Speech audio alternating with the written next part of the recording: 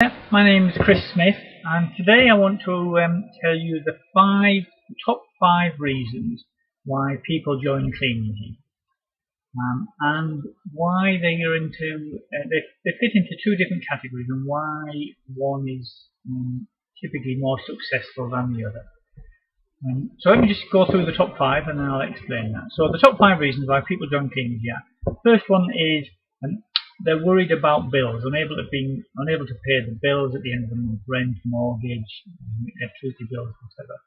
The second in the list is people that are either just being or worried about being made redundant.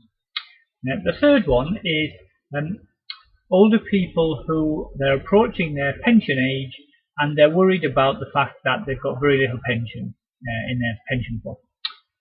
So they're going to have a lot of time at when they've left work, but no money to do anything with it. The fourth one is just people wanting to treat their kids at the end of the month. They're kind of keeping their head above water, treading water okay, but a little bit of extra money, 50 quid a week or something like that at the end of each month, would just be able to take the kids for a pizza, to the cinema, something like that. And the fifth one is people that, again, kind of relatively comfortable, but just every summer they struggle to get the money together to go on a holiday, so they would love to be able to save up a bit of extra money to be able to go on a holiday. Now, the difference between these is some of them are, if you like, the motivation for why you would join Kleeneze is driven by fear. You're worried about the bills, the bailiffs, the debt collection, whatever it might be. And some of them are driven by a desire to do something good with the kids, to go on that holiday. And the difference between the two is actually really important when it comes to the success or failure of your Kleeneze business. Kleeneze is a bit of a roller coaster ride. You will have good days and bad days. Days when you get loads of orders from your catalogues, days when you hardly get any, days when you get a new team member who's really enthusiastic and really runs the business like mad. Other days when your best team member decides it's not working for him and he quits.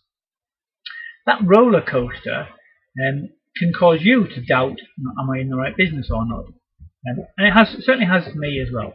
And so your motivation will help you drive that roller coaster forward. Now, if you're in the business because of a fear of something, so let's say you've got a big bill coming up at the end of the month, you really need some extra money to pay that bill. So you join Kleeneze and you sort of put your catalogues out, it rains a bit, you get a few orders, but it works reasonably well. You get to the end of the month, you've made an extra 50 or 100 quid, you pay that bill off, phew, that's fantastic. Now, for the next 2 or 3, 4 weeks, maybe you haven't got any bills coming up. So you kind of don't have that same motivation to go out every day. Maybe, the weather's a bit crap today, I don't think I'll bother going out today. And a couple of days later, you get invited for a coffee round a friend, so you think, oh yeah, I'll do that, I'll do my catalogue another day. What happens is, because you don't have that big bill looming, if you like, your motivation when you've got good days and bad days tends to fade away. The further away you get from that fear, the lower your motivation gets. So the easier it is to get out of the habit, you stop doing Kleeneze, suddenly you're not earning that money, the next bill comes along, you're not earning the money from Kleeneze, and you think, God, that bloody Kleeneze business doesn't work, and you quit. And that's why a lot of people quit, just because they didn't kind of persevere through that. Now, if you joined because you've got a desire to earn some extra money to achieve something, like to treat the kids or to save for a holiday, let's say, that works slightly differently, because if your goal is, let's say, to have £5,000 so you can have this fantastic holiday for a couple of weeks in the south of France or whatever it might be, then each week you're earning an extra £50 and then an extra 100, you're adding it to your savings. As you get closer and closer to your goal, you're hitting £100, then 500, then 1,000, then 2,000. You get more and more excited, more and more motivated. So you put more and more into your business. And then the following summer, when you've achieved this goal, you just feel so elated by having achieved that. You realize the success of it. So the closer you get to your goal, the more motivated you are. So can you see the difference between the two? One is, as you're getting further away from your fear, your motivation drops.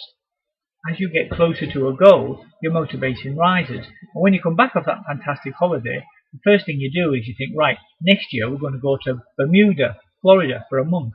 So you kind of set yourself even more challenging goals. So the question is, does that mean that the only people who should ever join Kleeneze are those with a goal to look forward to? And the answer is no.